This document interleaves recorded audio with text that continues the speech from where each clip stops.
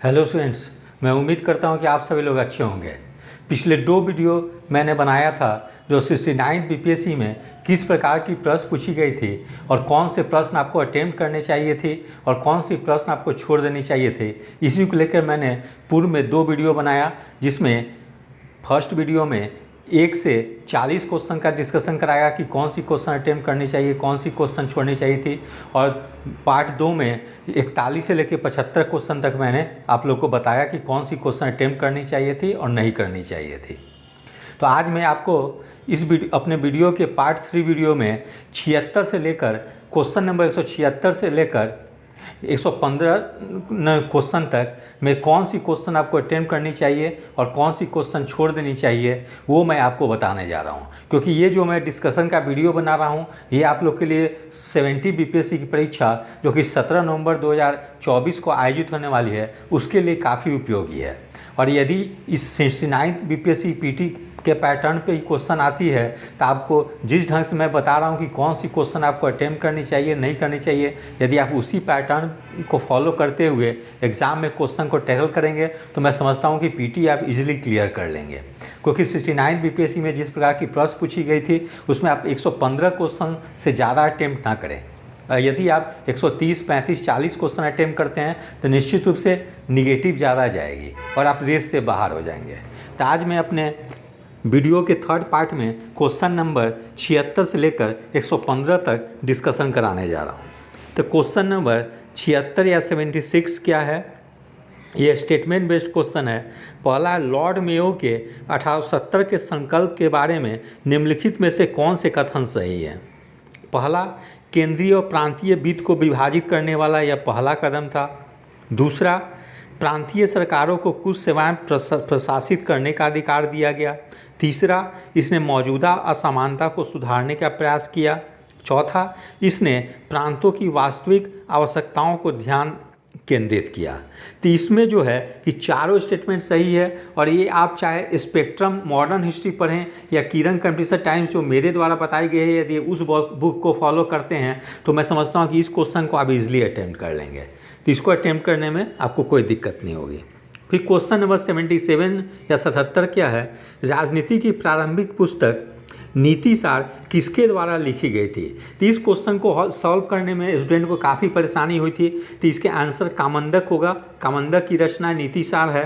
तो ये जो क्वेश्चन जो आपको किरण कंप्यूटर टाइम्स जो मैंने बताया है पढ़ने के लिए, उसमें ये क्वेश्चन दी गई है। ठीक है, बहुत सारे पुस्तक और लेखक के नाम दिए गए हैं, उसमें ये भी पुस्तक की भी नाम दी गई है। तो इसको आप लोग इजीली सॉल्व कर लेंगे यदि आप लोग किरण कंप्यूटर टाइम्स केटीसी को फॉलो करते हैं। तो क्वेश्चन नंबर 78, फुतुहात आलमगीर किसके द्वारा लिखी गई है? तो ईश्वर दास नागर के द्वारा। ये भी क्वेश्चन जो है कि किरण कंप्यूटर टाइम्स में दी गई है। यदि आप लोग पढ़ते हैं तो इजीली सॉल्व कर लेंगे।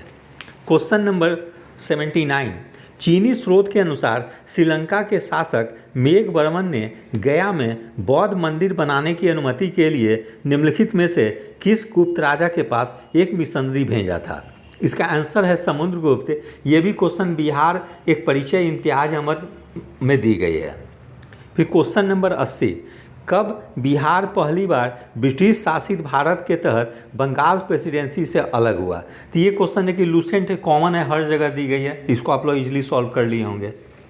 फिर क्वेश्चन नंबर 81, निम्नलिखित कथनों पर विचार करिए। यहाँ पे 4 स्टेटमेंट दी गई है और आपको देखनी है कि कौन सी क्वेश्चन गलत है। और एक चीज़ है कि जब स्टेटमेंट बेस्ड क्वेश्चन हो तो आप लोग को ये जरूर देखने की ज़रूरत है कि कौन सी क्वेश्चन में जो पूछी जा रही है वो सही आपको सेलेक्ट करनी है कि गलत सेलेक्ट करनी है, यानी राइट सेलेक्ट करनी है या रॉन्ग सेलेक्ट करनी है। तो इसमें रॉन्ग आपको स्टेटमेंट बतानी है। तो पहला स्टेटमेंट है, सतह क्षेत्रफल के हिसाब से विक्टोरिया झील दुनिया की तीसरी सबसे बड़ी मीठे पानी की झील है। तो ये आपको लूसेंट जीके में भी दी गई है कि विक्टोरिया झील जो है कि दुनिया की या विश्व की दूसरी सबसे बड़ी मीठे पानी की झील है, ना कि तीसरी है। तो ये स्टेटमेंट जो है कि आपकी गलत हो गई। फिर दूसरा है, यह अफ्रीका की महान झीलों में से एक है, सही है। तीसरा स्टेटमेंट है, इसकी सीमा 4 देशों तंजानिया, युगांडा, रवांडा और केन्या से लगती है। तो ये भी लूसेंट में दी गई है कि इसकी सीमा जो है 4 देश ना होकर 3 देशों से लगती है, वो है तंजानिया, युगांडा और केन्या से। ठीक है। तो ये 1 और 3 जो है गलत हो गई। चौथा है विक्टोरिया झील से निकलने वाली एकमात्र धारा नील नदी है जो युगांडा के जिंजा के पास झील से बाहर निकलती है। सही है, तो आपको गलत ढूंढनी है। तो 1 और 3 जो होगा ऑप्शन डी वो सही हो जाएगी। तो ये आपको लूसेंट में भी दी गई है। ज्योग्राफी में आप लूसेंट में बढ़िया से पढ़ेंगे तो उसमें आपको ये क्वेश्चन का सॉल्यूशन मिल जाएगी। क्वेश्चन नंबर 82, हीट वेव के संबंध में निम्नलिखित कथनों पर विचार करें। पहला, यदि किसी मैदानी इलाके का अधिकतम तापमान कम से कम 30 डिग्री सेंटीग्रेड या इससे अधिक तक पहुंच जाता है तो उसे हीट वेव माना जाता है। दूसरा स्टेटमेंट है, यदि किसी पहाड़ी इलाके का अधिकतम तापमान कम से कम 40 डिग्री सेंटीग्रेड या इससे अधिक तक पहुंच जाता है तो उसे हीट वेव माना जाता है। तो यहाँ उल्टा दे दिया गया है, ठीक है। तो ये भी स्टेटमेंट जो है आप ऑप्शन से देखेंगे तो इसको आप लोग सॉल्व कर लेंगे, ठीक है। क्योंकि आप लोग देखते होंगे मैदानी इलाका में 30 डिग्री पे हीट वेव नहीं चलती है, वहाँ ज़्यादा मतलब टेम्परेचर 40 डिग्री प्लस जाती है तभी हीट वेव कहलाती है। इसलिए ये भी आप विकल्प देखकर इजीली सॉल्व कर लेंगे। फिर क्वेश्चन नंबर 83 है, खोजकर्ता और जन्म स्थान। हाँ, इसमें थोड़ी सी प्रॉब्लम होगी आपको। जैसे क्रिस्टोफर कोलंबस इटली के थे, कार्टियर फ्रांस के, फ्रांसिस ड्रेक कहाँ के थे और मैगलन कहाँ के थे। इसमें स्टूडेंट को दिक्कत हुई होगी, इसलिए मैं कहूँगा कि आप क्वेश्चन नंबर 83 को छोड़ देंगे। ये क्वेश्चन जो मैं बता रहा हूँ सीरीज ए का बता रहा हूँ, ठीक है। तो 83 नंबर क्वेश्चन को आप नहीं अटेम्प्ट करेंगे। फिर क्वेश्चन नंबर 84 है, यूएई यानी यूनाइटेड अरब अमीरात्स के रियासती राज्य कौन से हैं। तो ये भी आप विकल्प से देखेंगे तो आप इजीली सॉल्व कर लेंगे। क्योंकि जैसे ऑप्शन ए में दी गई है Abu Dhabi, Dubai, Sharjah, Ajman, Umm, al Quwain, Fujairah, Ras al खैमा, ठीक है। जबकि इसको छोड़ देते हैं हम लोग ऑप्शन ए को। अभी ऑप्शन बी को देखते हैं, दुबई, शारजा, अजमान, जेद्दा, कुवैत। कुवैत एक अलग देश है तो यूएई में नहीं आएगी, इसलिए ऑप्शन बी को आप लोग छांट लेंगे। ऑप्शन सी में आप देखते हैं अल कैनन, फुजरैय, रास अल खैमा, रियाद। रियाद जो है कि सऊदी अरब की राजधानी है, यूएई में नहीं है, इसलिए ये भी ऑप्शन छट जाएगी। तो इस टाइप से आपको जो है कि विकल्प देखकर एलिमिनेट करने की कोशिश करनी है। फिर ऑप्शन डी है Sharjah, Abu Dhabi, Ajman, Fujairah, Dubai, Bahrain, Kuwait. इसमें भी कुवैत दी गई। कुवैत एक अलग कंट्री है, ना कि कोई शहर है, इसलिए ऑप्शन बी सी डी को आप इजीली छांट सकते हैं। यदि आप पढ़े हो या राजधानी याद किए हुए तो एकमात्र ऑप्शन ए ही सही होगी। ये भी लूसेंट आप पढ़ेंगे तो आपकी क्लियर हो जाएगी। फिर क्वेश्चन नंबर 85 है, स्वर्ण रेखा नदी निम्नलिखित में से किस गांव के पास से निकलती है। तो नगरी नदी से निकलती है। ये भी क्वेश्चन को छोड़ देंगे आप लोग, थोड़ी सी दिक्कत होगी सॉल्व करने में।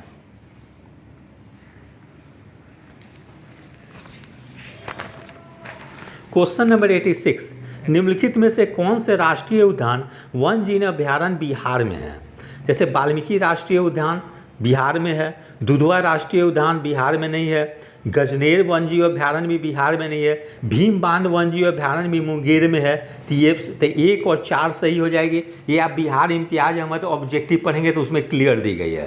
तो इस क्वेश्चन को सॉल्व करने में आपको दिक्कत बिल्कुल नहीं होगी। फिर क्वेश्चन नंबर 87, गंगैटिक डॉल्फिन के संबंध में निम्नलिखित कथनों पर विचार करें। पहला है, गंगा नदी की डॉल्फिन को IUCN की रेड लिस्ट के तहत लुप्तप्राय जीव के रूप में वर्गीकृत किया गया है। तो ये सही है, ये हर जगह आती है न्यूज में। दूसरा, इसमें कोई क्रिस्टलीय नेत्र लेंस नहीं है जो इसे प्रभावी रूप से अंधा बना देती है, ठीक है। फिर इसको तीसरा स्टेटमेंट देखते हैं, यह इकोलोकेशन का उपयोग कर आगे बढ़ती है और शिकार करती है। चौथा, इसे भारत के राष्ट्रीय जलीय जीव के रूप में मान्यता दी गई है। तो 1 और 4 तो बिल्कुल कंफर्म है, तो विकल्प जो है कि 1 और 4 दी नहीं गई है, इसलिए आप इसके अनुसार करेंगे तो फिर दूसरा भी आपको क्लियर हो जाएगी कि इसमें कोई क्रिस्टलीय नेत्र लेंस नहीं है जो इसे प्रभावी रूप से अंधा बनाती है, इसलिए सभी कथन सही होगी, ठीक है। तो बहुत क्वेश्चन है कि आप ऑप्शन देखकर भी एलिमिनेट कर सकते थे। फिर क्वेश्चन नंबर 88 है, गंडक नदी का दूसरा नाम क्या है। नारायणी। ये बिहार इम्तियाज अहमद में दी गई है, उसका BPSC के पूर्व के एग्जाम में भी पूछी गई है। फिर क्वेश्चन नंबर 89, बिहार के निम्नलिखित में से किस जिले में सोना पाया जाता है। ये उस समय काफ़ी चर्चा में थी, जमुई जिले में, इसलिए इस क्वेश्चन को आप लोग इजीली सॉल्व कर लिए होंगे। क्वेश्चन नंबर 90, त्रिवेणी नहर का निर्माण निम्नलिखित में से किस नदी पे किया गया है? गंडक नदी पे। ये भी क्वेश्चन बीपीएससी में पूर्व में पूछा गया है और बिहार इम्तियाज अहमद ऑब्जेक्टिव में दी गई है। फिर क्वेश्चन नंबर 91, ये स्टेटमेंट ए और कारण आर है, तो इसको बताना है आप लोग को कि ए और आर दोनों सही है, आर ए की सही व्याख्या करता है, या ए और आर दोनों सही है, आर ए की सही व्याख्या नहीं करता है। जैसे घाना तट पर सोने के समृद्ध प्लेसर जमाव पाए जाते हैं और ब्राज़ील में सोने की सिराएं पाई जाती है। कारण, किसी समय ये महाद्वीप अटलांटिक तट के साथ एक साथ संयुक्त थे। तो ये क्वेश्चन में दिक्कत होगी आप लोग को, इसलिए इस क्वेश्चन को छोड़ देंगे। जो लोग ज्योग्राफी ऑप्शनल रखे होंगे वही लोग सॉल्व कर सकते हैं, इसलिए इस क्वेश्चन को भी छोड़ देंगे। फिर हम लोग देखते हैं 92 क्वेश्चन। बिहार की भौगोलिक संरचना चट्टानी प्रणालियों से बनी है। चट्टानी प्रणालियों का उनके विवरण से मिलान करें। जैसे धारवाड़ चट्टान प्रणाली, बिंद चट्टान प्रणाली, क्वाटनरी चट्टान प्रणाली, तृतीय चट्टान प्रणाली। ये भी क्वेश्चन जो है बिहार इम्तियाज अहमद में या केबीसी नैनो में दी गई है। आप अगर बिहार का कोई स्पेशल बुक पढ़ते हो तो वहाँ से आप लोग इसको क्लियर कर लेंगे, ठीक है। फिर क्वेश्चन नंबर 93, निम्नलिखित में से कौन सा समुद्री जैव विविधता के दृष्टिकोण से दुनिया का सबसे समृद्ध क्षेत्र है, जिसमें ज्वारनदमुख, समुद्र तट, निकट तटीय पर्यावरण के जंगल, समुद्री घास, प्रवाल भित्तियाँ, नमक, दलदल और मैंग्रोव के साथ 21 द्वीप शामिल है। इसमें लोगों को दिक्कत हुई थी, बहुत लोग सुंदरवन बायोस्फीयर और मन्नार की खाड़ी बायोस्फीयर रिजर्व में फंस गए थे। इसलिए मैं मानता हूं कि ये क्वेश्चन आप लोगों को छोड़ देनी चाहिए या गलत होने की संभावना रहेगी। अटेम्प्ट करते हैं तो 50-50 चांस है, तो अटेम्प्ट कर भी सकते हैं या छोड़ सकते हैं। फिर क्वेश्चन नंबर 94, 90 डिग्री पूर्वी देशांतर पर स्थित थिम्पू भूटान का स्थानीय समय निर्धारित कीजिए जब ग्रीनविच में दोपहर 12 बजे का समय है। तो ये भी लूसेंट में या हर जगह दी गई है कि 15 डिग्री बराबर 1 घंटा होता है, इसलिए 90 डिग्री है तो 6 घंटा होगा। अब पूर्व में आएगी तो बढ़ जाएगी, इसलिए ग्रीनविच में अगर 12 बज रही है तो यहाँ पे 6 PM होगी। तो उस आधार पर इसको इजीली सॉल्व कर सकते थे। 94 नंबर क्वेश्चन। फिर क्वेश्चन नंबर 95 है, निम्नलिखित में से कौन सा कथन सही है? जैसे कि अबरक कोडरमा में पाया जाता है, सही है, ये कॉमन है, हर जगह मिल जाती है, बिहार इम्तियाज अहमद में भी। फिर क्वेश्चन नंबर 96 है, ग्लोब पर 1 डिग्री के अंतराल पर खींची गई अक्षांश रेखाएं कितनी है? 179 अक्षांश रेखाएं। ये भी लूसेंट के ज्योग्राफी में दी गई है। आप अक्षांश देशांतर के टॉपिक को अच्छे से पढ़ेंगे तो वहाँ से ये टॉपिक क्वेश्चन क्लियर हो जाएगी। फिर क्वेश्चन नंबर 97, कोसी मैदान की माध्य समुद्र तल से औसत ऊंचाई कितनी है? 30 मीटर है। तो इसमें स्टूडेंट को प्रॉब्लम हुई होगी, इसलिए इस क्वेश्चन को छोड़ देंगे। क्वेश्चन नंबर 98, किस पठार पर कर्क रेखा तथा भारतीय मानक समग्र रेखा एक दूसरे को काटती है? बघेलखंड में। इसमें थोड़ी सी प्रॉब्लम होगी, ये भी क्वेश्चन को छोड़ देंगे आप लोग। अगर जो ज्योग्राफी के बैकग्राउंड जिनकी होगी वो तो बना देंगे, लेकिन नॉन ज्योग्राफी वाले को थोड़ी सी दिक्कत होगी। फिर उत्तराखंड का कौन सा जिला तिब्बत सीमा से नहीं लगा है? उत्तरकाशी, चमोली, अल्मोड़ा। इसमें भी क्वेश्चन में दिक्कत होगी, इसलिए इसको भी छोड़ देंगे। आप लोग को रिस्क नहीं, बिल्कुल नहीं लेनी है, और एग्जाम में टफ क्वेश्चन आए तो थोड़ा सा कॉन्फिडेंस बिल्कुल लूज नहीं करना है। फिर क्वेश्चन नंबर 100 है, अल नीनो धारा कहाँ प्रभावित होती है? प्रशांत महासागर में। ये घटना चक्र पूर्वावलोकन में भी दी गई है ज्योग्राफी में, और परीक्षावाणी में भी है, तो वहाँ से इसको आप लोग इजीली सॉल्व कर लेंगे। क्वेश्चन नंबर 101, कॉलेजियम प्रणाली के बारे में निम्नलिखित कथनों पर विचार कीजिए। ये हमेशा न्यूज में रहती है, जो लोग भी मैगजीन वगैरह पढ़ते होंगे उसको इजीली सॉल्व कर लिए होंगे। तो ये स्टेटमेंट बेस्ड है। पहला स्टेटमेंट है, सुप्रीम कोर्ट कॉलेजियम एक 5 सदस्यीय निकाय है जिसकी अध्यक्षता भारत के मौजूदा मुख्य न्यायाधीश करते हैं। उस समय इसमें न्यायालय में कार्यरत 4 अन्य वरिष्ठतम न्यायाधीश शामिल होते हैं, ठीक है, सही है। फिर संसद के विधि द्वारा कॉलेजियम प्रणाली का आरंभ किया गया, ठीक है। फिर उच्चतम न्यायालय और उच्च न्यायालय के न्यायाधीशों की नियुक्ति कॉलेजियम प्रणाली से होती है, सही है। फिर कॉलेजियम प्रणाली की शुरुआत 1993 में न्यायाधीश PN भगवती के ऐतिहासिक फर्ज, ये रॉन्ग हो गई। तो ये आपका 2 और 4 गलत हो गई, 1 और 3 तो केवल यही सही होगी, डी। तो ये न्यूज में काफ़ी ज़्यादा हमेशा रहती है, इसलिए जो भी लोग मैगजीन वगैरह पढ़ते होंगे करंट का, तो इस क्वेश्चन को सॉल्व कर लिए होंगे। फिर भारतीय संविधान के 42वें संशोधन के संबंध में निम्नलिखित कथनों पर विचार करें। तो इसमें गलत कथन को चुननी थी, इसको ध्यान रखेंगे क्या बोल रही है, कभी गलती से इग्नोर करके नहीं पढ़ देंगे और सही में निशान लगा देंगे। तो रॉन्ग स्टेटमेंट करनी है। तो जैसे पहला स्टेटमेंट है, इसने प्रस्तावनाओं में 3 शब्द जोड़े, समाजवाद, धर्मनिरपेक्ष और अखंडता, ये सही है। दूसरा है, इसने संविधान में 8 मौलिक कर्तव्य जोड़े, ये गलत हो गया। तीसरा है, इसने नए निदेशक सिद्धांत जोड़े, यानी अनुच्छेद 39 से अनुच्छेद 43 से अनुच्छेद 47, ये भी गलत हो गया। फिर इसके द्वारा राष्ट्रपति को चुनाव आयोग के परामर्श से राज्य विधानसभाओं विधानमंडलों के सदस्यों को आयोग घोषित करने का अधिकार प्रदान किया गया। तो ठीक है, तो 1 और 4 सही है, 2 और 3 गलत है, इसलिए 2 और 3 ही होगी। तो ये कोई भी आप पॉलिटी का बुक पढ़ेंगे तो इजीली सॉल्व कर लेंगे। क्वेश्चन नंबर 103, किसी समुदाय को अनुसूचित जनजाति के रूप में घोषित करने के लिए आवश्यक विशिष्टताएं क्या है?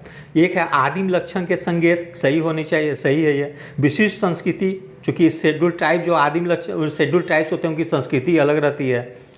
बड़े पैमाने पर समुदाय का साथ संपर्क में शर्म, तो ये लोग जो है कि अपने आप को समाज से कटा हुआ रखते हैं। फिर पिछड़ापन एवं भौगोलिक अलगाव, ये भी सही है। तो चारों स्टेटमेंट सही है, तो आप लोग विकल्प देख के इजीली सॉल्व कर लेंगे। क्वेश्चन नंबर 104, भारतीय संविधान में मौलिक अधिकार के विचार का संदर्भ किस देश से लिया गया? अमेरिका से लिया गया, ये कॉमन क्वेश्चन है, इजीली सॉल्व कर लेंगे। फिर भारतीय संविधान के किस अनुच्छेद के द्वारा अस्पृश्यता को समाप्त कर दिया गया है? अनुच्छेद 17, ये भी कॉमन क्वेश्चन है। क्वेश्चन नंबर 106, उच्च न्यायालय में न्यायाधीशों की संख्या निर्धारित करने का अधिकार निम्नलिखित में से किसके पास है? राष्ट्रपति के पास है। या परीक्षावाणी या घटना के पूर्वावलोकन पढ़ेंगे तो इजीली सॉल्व कर देंगे। क्वेश्चन नंबर 107, 5वीं अनुसूची किस विशिष्ट समूह के लोगों के शासन और हितों की सुरक्षा से संबंधित है? अनुसूचित जनजाति से। ठीक है। क्वेश्चन नंबर 108, भारतीय सर्वोच्च न्यायालय ने किन किन मुकदमों में सर्वप्रथम संविधान के मूल ढांचे का सिद्धांत प्रतिपादित किया? तो इसमें केशवानंद भारती बनाम केरल राज्य में, ये परीक्षावाणी पढ़ेंगे तो उससे क्लियर हो जाएगी। ठीक है, इसको भी सॉल्व कर लेंगे। क्वेश्चन नंबर 109, ये राजनीतिक दल है उसका स्थापना वर्ष। तो जैसे आपको नहीं भी मालूम है तो थोड़ा सा आप कॉमन सेंस का यूज करेंगे तो इस क्वेश्चन को आप लोग सॉल्व कर सकते थे। जैसे कौन कौन पार्टी दी गई है? भारतीय कम्युनिस्ट पार्टी मार्क्सवादी, भारतीय communist party, Bahujan Samaj party और ऑल इंडिया तृणमूल कांग्रेस। तो ऑल इंडिया तृणमूल कांग्रेस बंगाल में जो है उसकी स्थापना ममता बनर्जी ने की। तो स्थापना वर्ष जो दी गई है 1964, 1998, 1925, 1984। निश्चित रूप से ममता बनर्जी बाद में सत्ता में आई और अलग पॉलिटिकल पार्टी बनाई, इसलिए सबसे बाद में ही इसका गठन हुआ होगा। तो इसमें कर लेंगे कि तृणमूल कांग्रेस का गठन 1998 में हुआ। तो डी का 2, इससे 2 विकल्प ही केवल आप सेलेक्ट कर लेंगे, ए और डी को। फिर बहुजन समाजवादी पार्टी आई है, मायावती काशीराम से संबंधित है, तो इसको भी कर लेंगे कि इसकी स्थापना 1984 में हुई थी। तो इस विकल्प से आप डायरेक्ट जो है कि आंसर तक आप पहुँच जाएंगे। ठीक है, तो बहुत क्वेश्चन आपको नहीं भी आती हो तो ऑप्शन से जरूर आप लोग चेक करने का, एलिमिनेट करने की कोशिश करें, उससे भी आप लोग बना सकते हैं। फिर क्वेश्चन नंबर 110, किन किन अनुच्छेदों के अंतर्गत अध्यक्ष सदन के किसी सदस्य को उसकी मातृभाषा में बोलने की इजाज़त दे सकता है? अनुच्छेद 120(1), इसमें आपको प्रॉब्लम हुई होगी, इस क्वेश्चन को छोड़ देंगे आप लोग।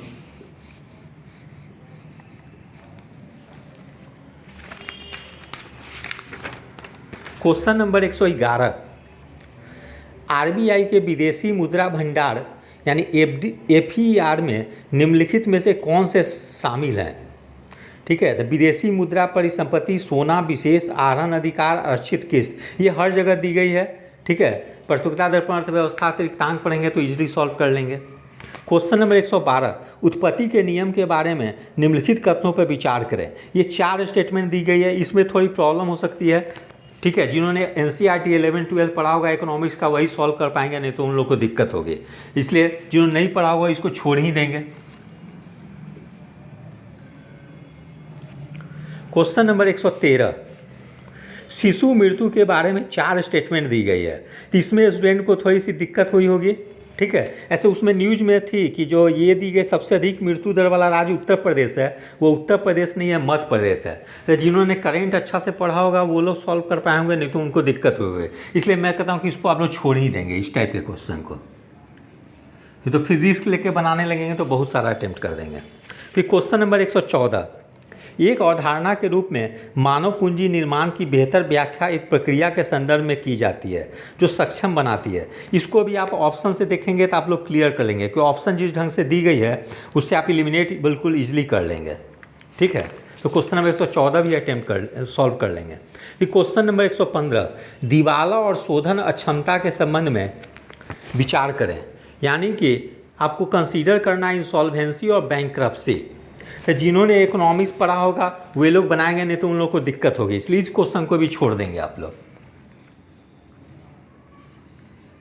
ठीक है, तो मैंने आज 76 से लेकर 115 क्वेश्चन तक डिस्कशन कराया अपने पार्ट 3 वीडियो में।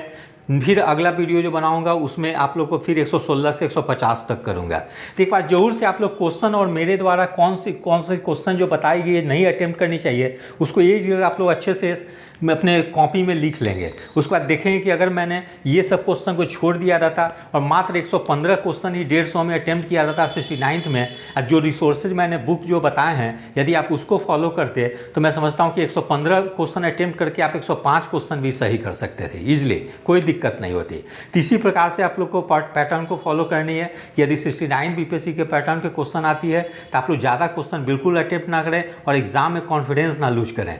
वैसा हो तो सिलेक्ट करके 115 क्वेश्चन ही आप लोग अटेम्प्ट करें और इजीली आप 100-105 तक इजीली सही कर सकते हैं। तो मैं उम्मीद करता हूँ कि इस वीडियो से आप लोग काफ़ी लाभान्वित हुए होंगे। यदि आप सभी लोग को मेरा चैनल अच्छा लगा हो इसे लाइक से और सब्सक्राइब करें। धन्यवाद, टेक केयर।